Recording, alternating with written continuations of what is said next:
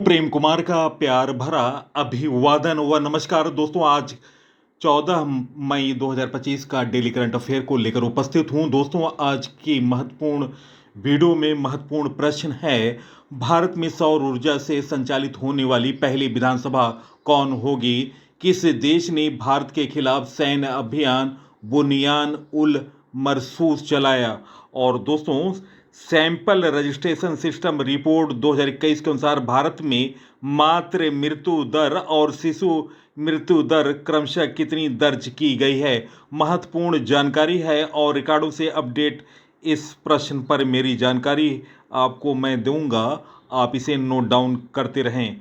दोस्तों, United kingdom और किस देश के द्वारा स्कैल्प मिसाइल का संयुक्त रूप से विकास किया गया और किसने 2025 tri nation women's ODI series को जीता? और 8वां संयुक्त राष्ट्र वैश्विक सड़क सुरक्षा सप्ताह कब से कब तक मनाया जा रहा है?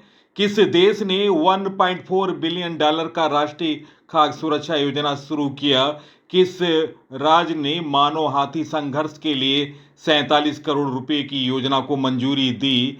कहाँ विश्व का सबसे लंबा केले का फल पाया गया? और ब्रिटेन में अस्थायी निवास प्राप्त करने के लिए आवश्यक निवास अवधि 5 वर्ष से बढ़ाकर कितनी कर दी गई?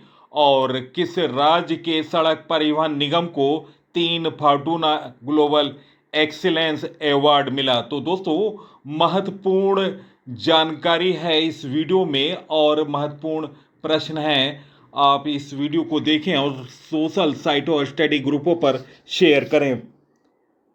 फर्स्ट क्वेश्चन, हाल में किसने मानव हाथी संघर्ष के लिए 47 करोड़ रुपए की योजना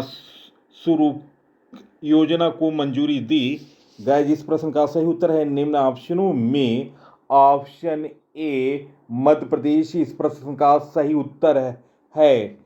दोस्तों, मध्य प्रदेश की राजधानी भोपाल है। मुख्यमंत्री हैं डॉक्टर मोहन यादव, राज्यपाल हैं मंगू भाई छगन भाई पटेल।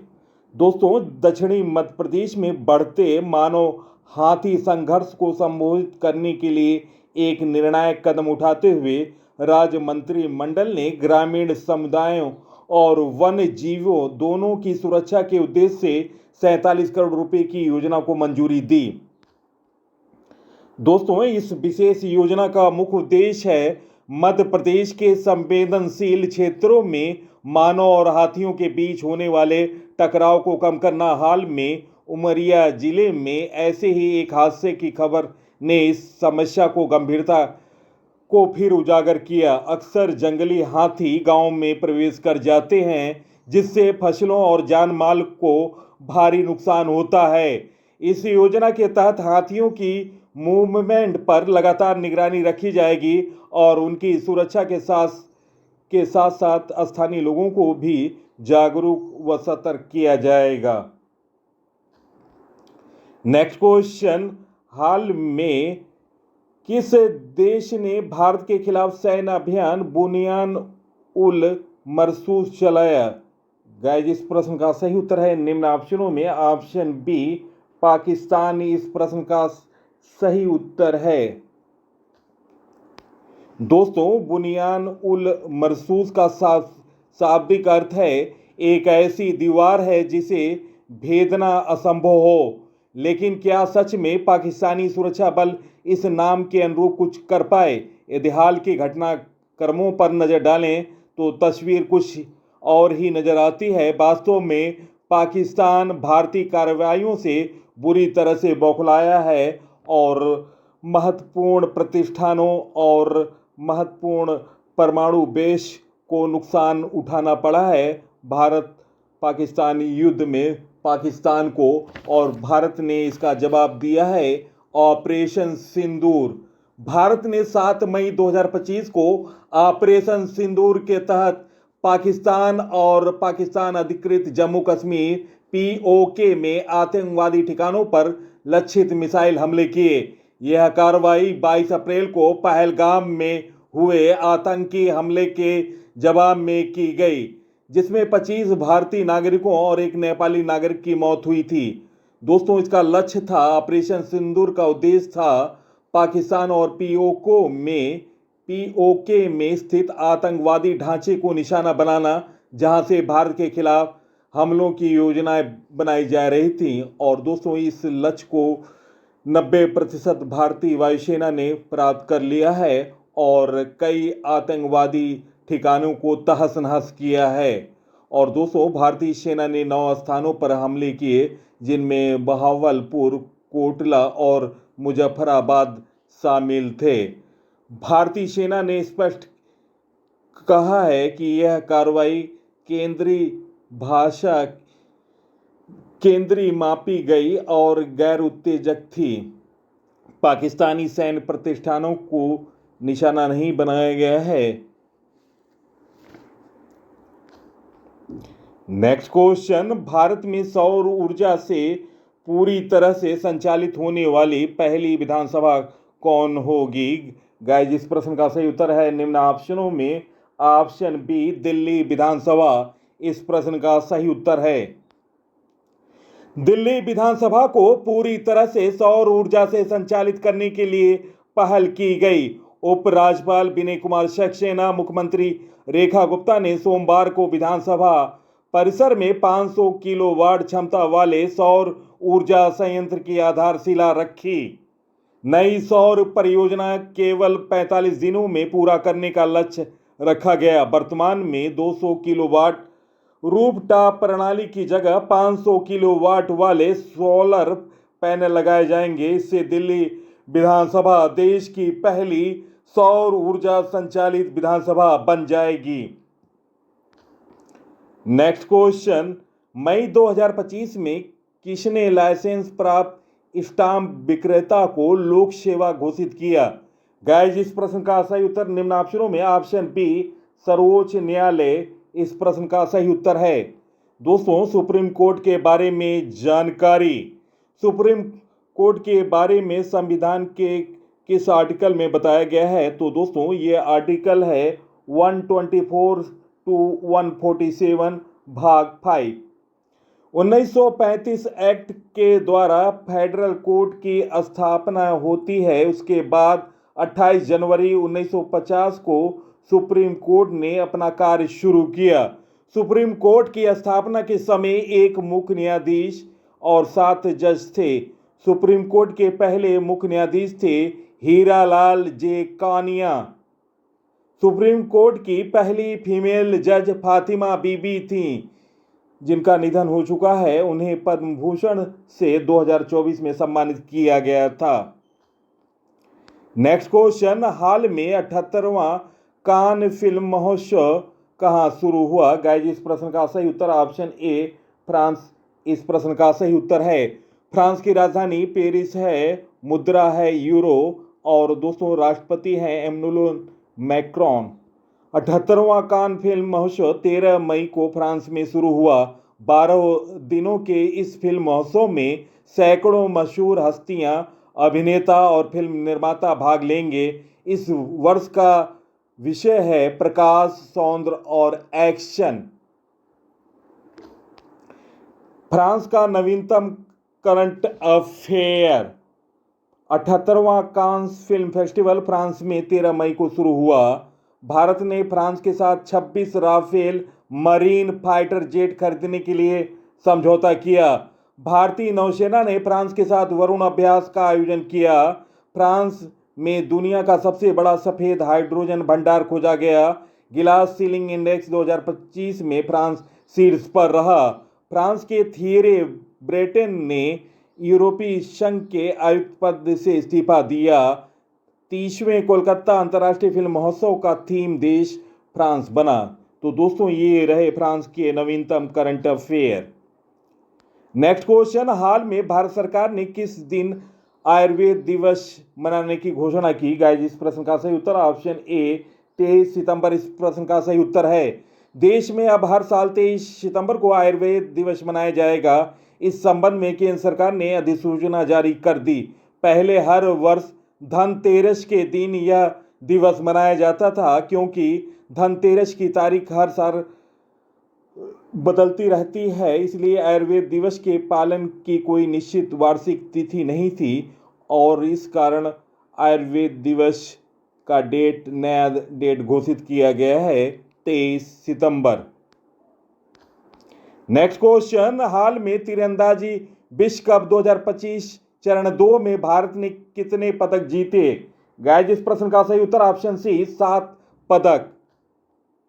दोस्तों, भारत ने तीरंदाजी विश्व कप 2025 के संघाई चरण में कुल 7 पदकों के साथ अपना शानदार अभियान पूरा किया।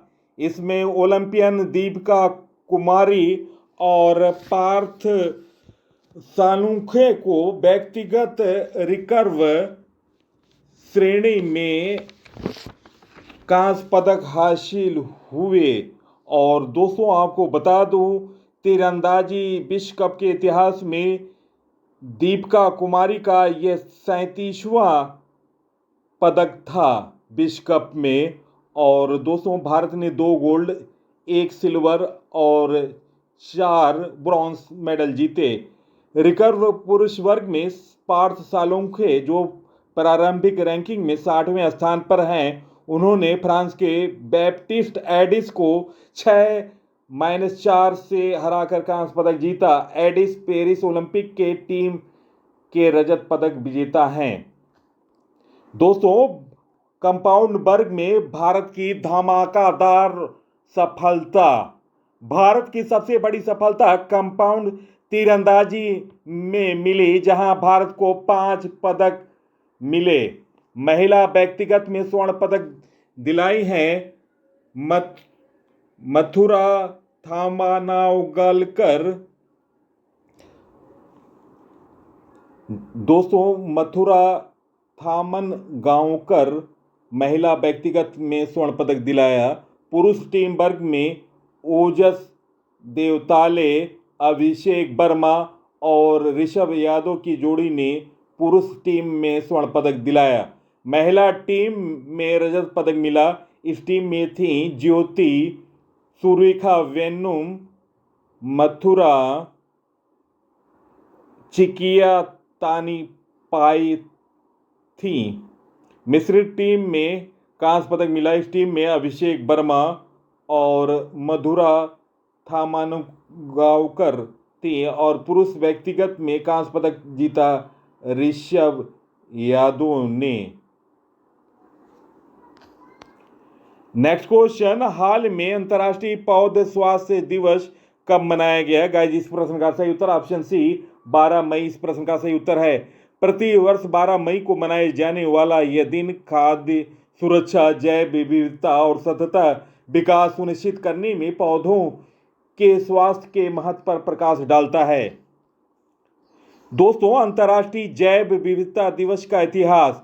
जैव विविधता दिवस की शुरुआत 90 के दशक में सबसे पहले हुई थी, जब संयुक्त राष्ट्र संघ के तत्वाधान में वर्ष 1992 में ब्राजील के रियो डी जेनेरियो में पृथ्वी सम्मेलन आयोजित किया गया था। इस सम्मेलन में पर्यावरण संरक्षण पर विशेष बल दिया गया। इसके बाद वर्ष 1993 में 29 दिसंबर को पहली बार जन्म विविधता दिवस मनाया गया। इसके बाद लगातार वर्ष 2000 से यह 29 दिसंबर तक मनाया जाता रहा, लेकिन वर्ष 2001 से यह हर वर्ष 22 दिसंबर को मनाया जाने लगा।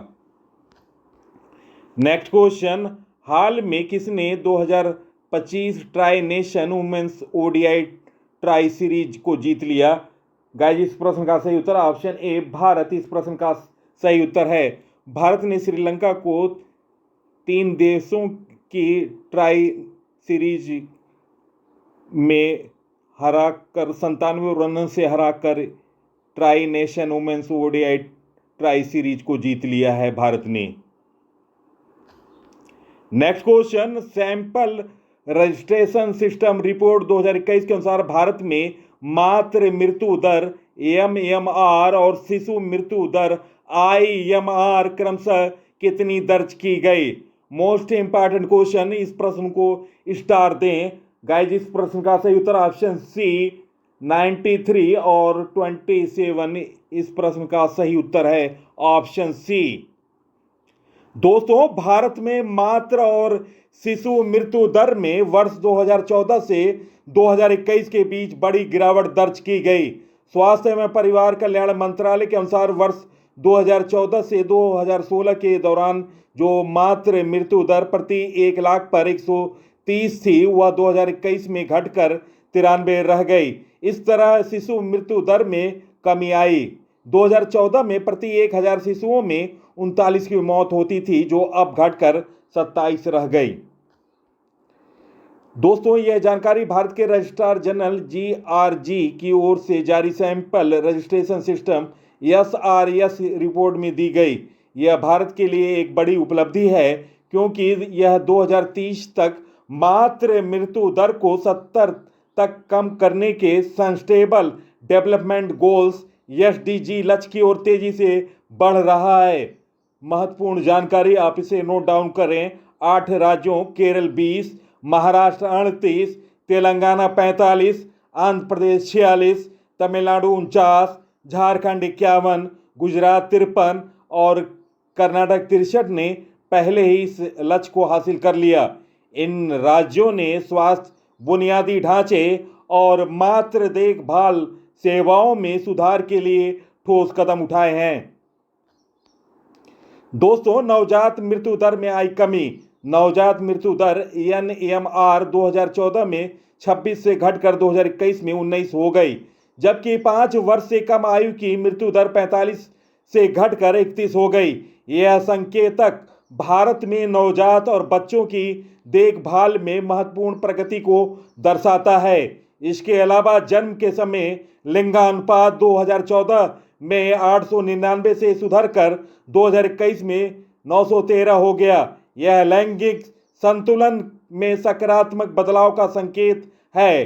कुल प्रजनन दर टीएफआर भी 2014 में 2.3 से घटकर 2021 में 2.0 पर स्थिर रही, जो जनसंख्या के नियंत्रण की दिशा में प्रगति को दर्शाता है। दोस्तों, वैश्विक स्तर पर भारत का प्रदर्शन। संयुक्त राष्ट्र मातृ मृत्यु अनुमान इंटर एजेंसी समूह यूएनएमईआईजी की 2003 से 2023 की रिपोर्ट के अनुसार भारत का एमएमआर 2020 से 2023 तक 23 अंक कम हुआ। 1990 से 2023 तक भारत में एमएमआर में 86% की कमी आई, जबकि वैश्विक स्तर पर यह कमी केवल 48% रहे। वीडियो को ज़्यादा से ज़्यादा लाइक करें और महत्वपूर्ण जानकारियों को अपने साथियों को अवश्य शेयर करें। बेहतर जानकारियों के साथ रिकॉर्डों से अपडेट जानकारी चैनल की खासियत है। नेक्स्ट क्वेश्चन, यूनाइटेड किंगडम और किस देश द्वारा स्कैल्प मिसाइल का संयुक्त रूप से विकास किया गया? गाइस, इस प्रश्न का सही उत्तर है निम्न ऑप्शनों में ऑप्शन सी, फ्रांस इस प्रश्न का सही उत्तर है। नेक्स्ट क्वेश्चन, हाल में सुसान ले किस देश की पहली महिला विपक्षी नेता बनी? गाइस, इस प्रश्न का सही उत्तर है निम्न ऑप्शनों में ऑप्शन सी, ऑस्ट्रेलिया इस प्रश्न का सही उत्तर है। ऑस्ट्रेलिया में सुसान ले लिबरल पार्टी का नेता नियुक्त किया गया, जो 80 वर्ष के इतिहास में संघीय पार्टी का नेतृत्व करने वाली पहली महिला नेता बन गई। ऑस्ट्रेलिया के बारे में जानकारी, ऑस्ट्रेलिया की राजधानी कैनबरा है, मुद्रा है ऑस्ट्रेलियन डॉलर और प्रधानमंत्री हैं एंथनी अल्बनीज। दोस्तों, ऑस्ट्रेलिया की रूढ़िवादी लिबरल पार्टी ने 3 वित्त डिग्री के साथ एक पूर्व आउटबैक पायलट सुसान ले को मंगलवार को अपनी पहली महिला नेता के रूप में चुना, जो कि अमेरिकी राष्ट्रपति डोनाल्ड ट्रंप की नीतियों के साथ तुलना के कारण चुनाव में हार गई थी। नेक्स्ट क्वेश्चन, हाल में किसके द्वारा लिखित पुस्तक win the battle of your mind scroll less read more का विमोचन हुआ? गाइस, इस प्रश्न का सही उत्तर ऑप्शन सी, रीता राममूर्ति गुप्ता इस प्रश्न का सही उत्तर है। रीता राममूर्ति गुप्ता की पुस्तक win the battle of your mind scroll less read more का विमोचन क्रॉसवर्ड जुहू मुंबई में किया गया। दोस्तों, win the battle of your mind में आपको इतिहास के एक आकर्षक सफर पर ले जाता है, जिसमें दिखाया गया कि कैसे पढ़ना, जिसे अब हम हल्के में लेते हैं, ने वास्तव में मानव मस्तिष्क को फिर से प्रोग्राम किया। पढ़ने से वैज्ञानिक सोच का जन्म हुआ, नवाचार में तेजी आई और सभ्यताओं को आगे बढ़ने में मदद मिली। आप समझ जाएंगे क्यों पढ़ना मानव मस्तिष्क के लिए स्वाभाविक नहीं है, और फिर भी यह हमारे सबसे शक्तिशाली विकासवादी उपकरणों में से एक बन गया है। नवीनतम पुस्तकों के बारे में जानकारी। लियो द अनटोल्ड स्टोरी लिखा पी.एस. रमन ने। द विनर माइंडसेट के लेखक सैम वाटसन। यादें यादें और यादें की लेखिका Pushpa Bharti. Welcome to paradise की लेखिका ट्विंकल खन्ना। रौद्र सात्विकम के लेखक हैं Prabha Varma. Israel war diary के लेखक हैं Vishal Pandey. The golden years के लेखक हैं Ruskin Bond. Why Bharat matters के लेखक हैं विदेश मंत्री एस जयशंकर। 12th फेल के लेखक हैं अनुराग पाठक। कैरोस के लेखक हैं Jenny Erpenbeck. Tomb of sand के लेखक हैं Geetanjali Shree. 4 star of destiny के लेखक हैं एम नरवाने। दोस्तों, इसी कड़ी में कुछ और महत्वपूर्ण पुस्तकों के बारे में जानकारी।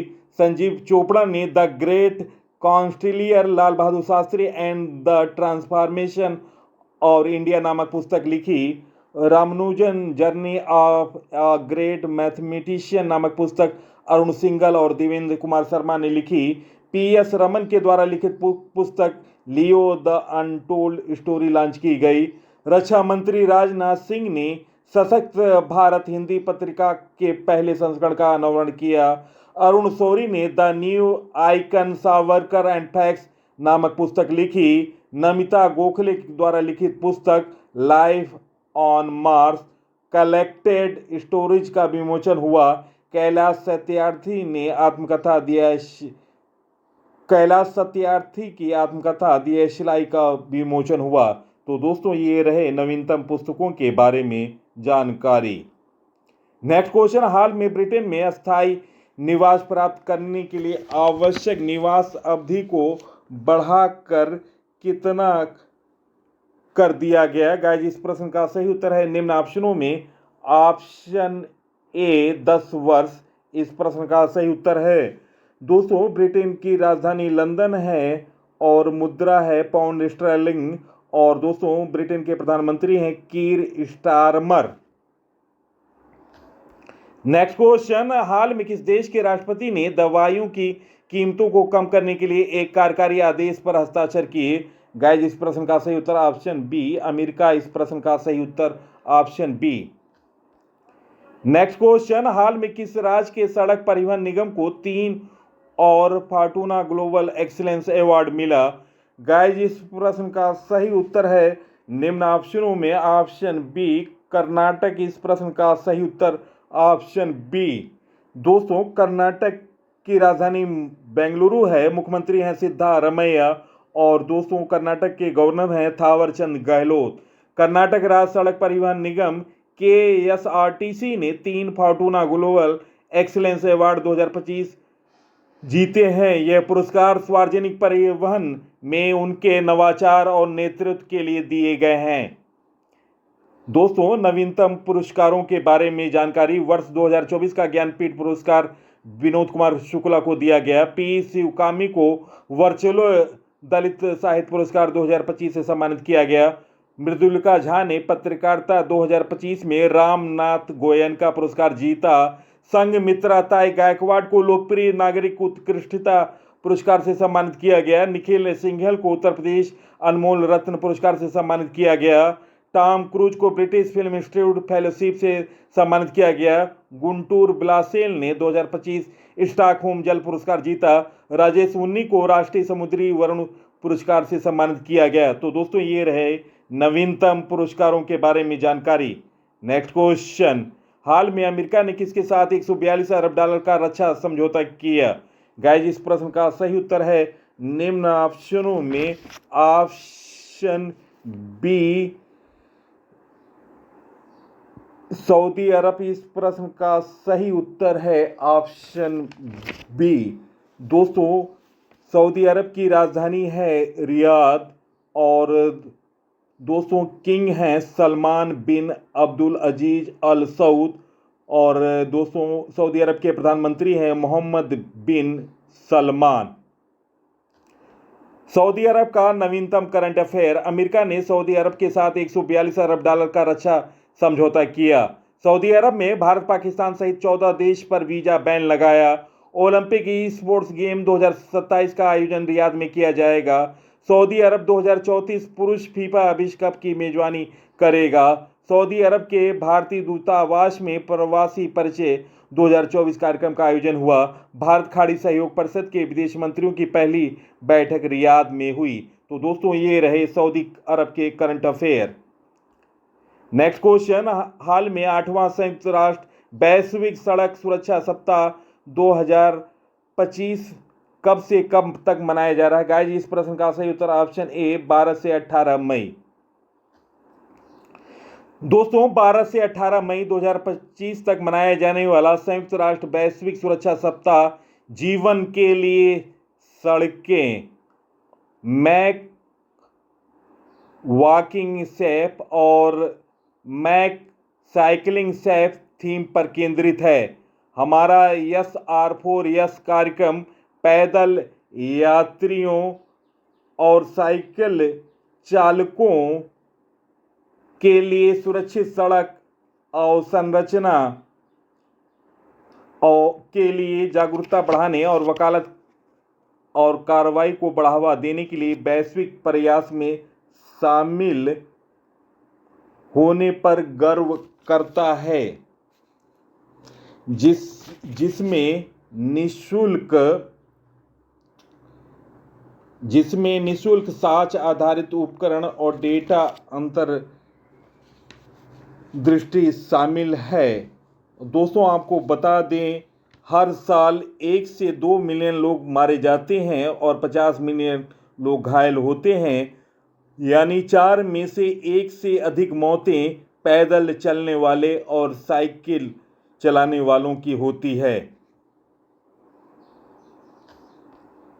नेक्स्ट क्वेश्चन, हाल में चर्चा में रहा भोरदेव वन्य जीव अभयारण्य किस राज्य में स्थित है? गाइस, इस प्रश्न का सही उत्तर है निम्न ऑप्शनों में ऑप्शन बी छत्तीसगढ़ इस प्रश्न का सही उत्तर है। दोस्तों छत्तीसगढ़ की राजधानी रायपुर है। मुख्यमंत्री हैं विष्णुदेव शाह, गवर्नर हैं रमन डेका। भोरम देव वन्य जीव अभयारण्य छत्तीसगढ़ के कवर्धा जिले में स्थित है।